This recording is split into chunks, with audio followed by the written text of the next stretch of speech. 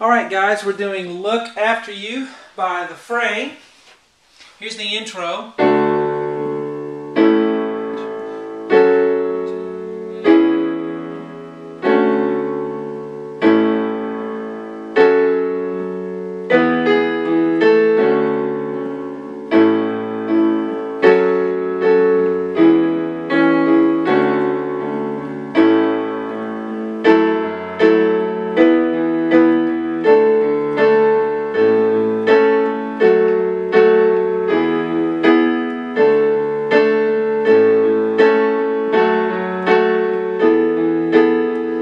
And actually I went further than the intro. I did the verse there where the singing starts right, or the second time through, after we do this repeat here, and I'll show you that. But let's start with the piano intro.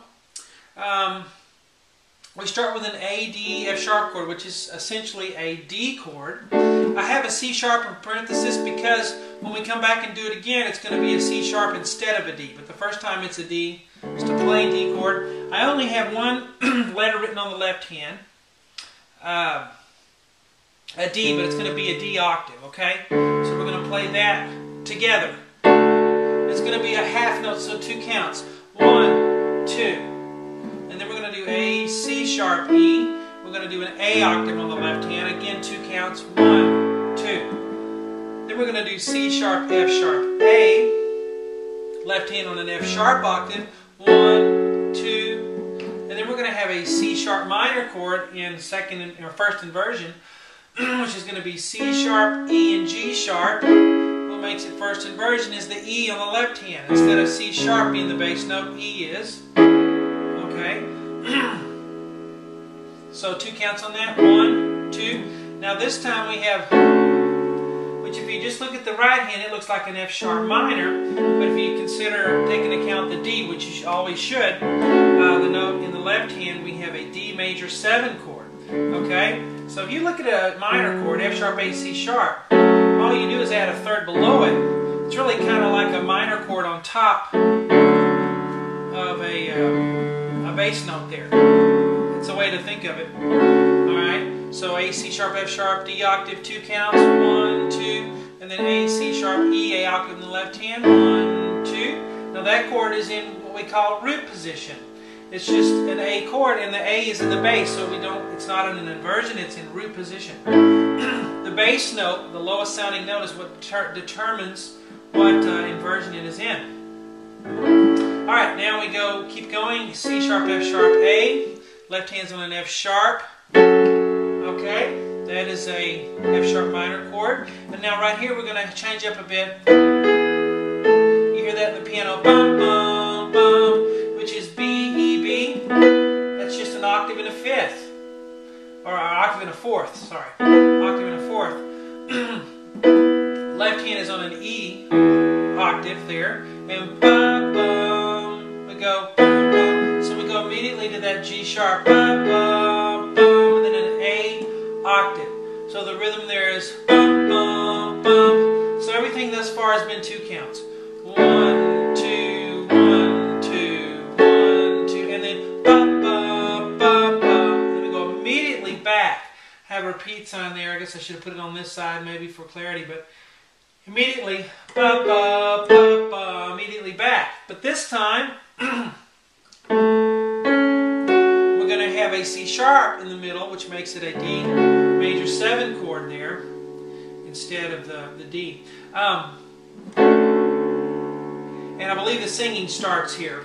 We're just going back through, and it's, again, just 2 counts. 1, 2, and then A, C sharp, E, or, the same way I did it. 1, 2, 1, 2, 1, 2, 1, 2, 1, 2. Now, right here at this point, when we're coming back through, at the asterisk, don't play this chord, just skip over here, and we're going to keep going.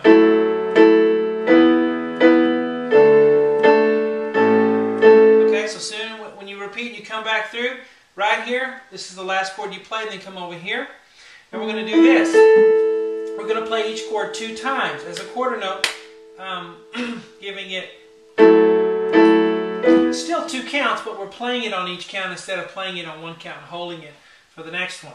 So A, E, A, which is an octave and a fifth. Left hand on an F sharp octave. 1, 2. And then we're going to go B, E, B. Left hand on an E, 2 counts, or 2 times. 1, 2. And then A, D, A.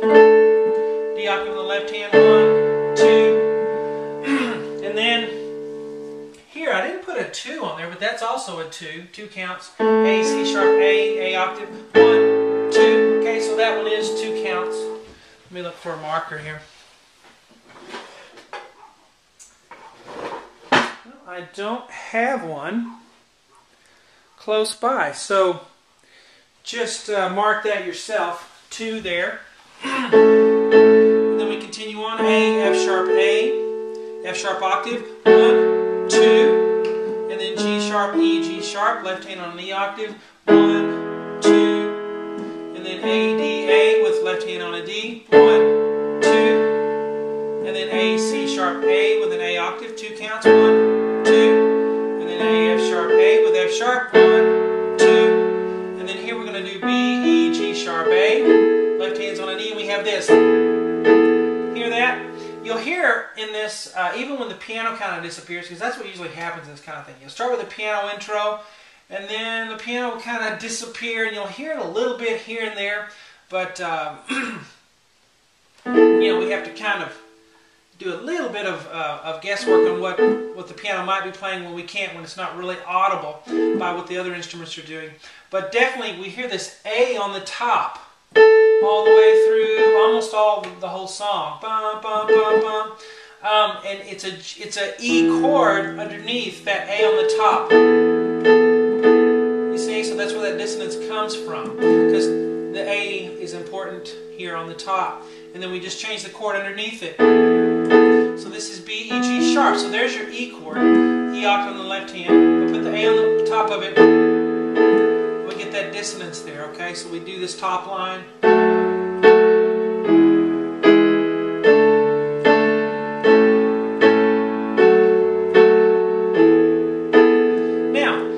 Be one of those people who play straight block chords and nothing else ever. We want to get our thumbs involved with it, okay? So that means your right hand thumb, your left hand thumb playing in the gaps. Alright, so instead of just going 1, 2, 1, 2, and notice my left hand does not play the 2 times. I'm just doing it once. But if I fill in 1,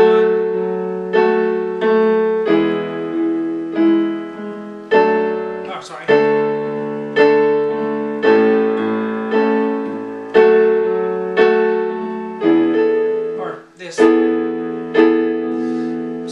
Those thumbs in there lightly. Don't play them heavily. It just kind of fills it out a little bit, because you're doing, you know, if you're just playing piano, you don't have the drums, you don't have the other instruments that are in there, you have the strings and the bass kind of helping the rhythm along. We do things to help out with that, to fill it out.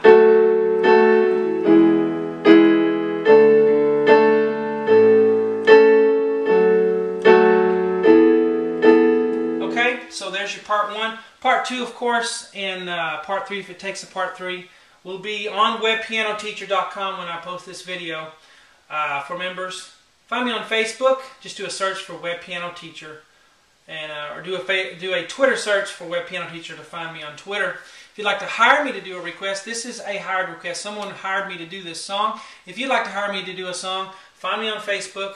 And I'll post periodically times when I'm taking another batch of hired requests, and you'll be able to get some links to download the videos that you purchase. Talk to you later.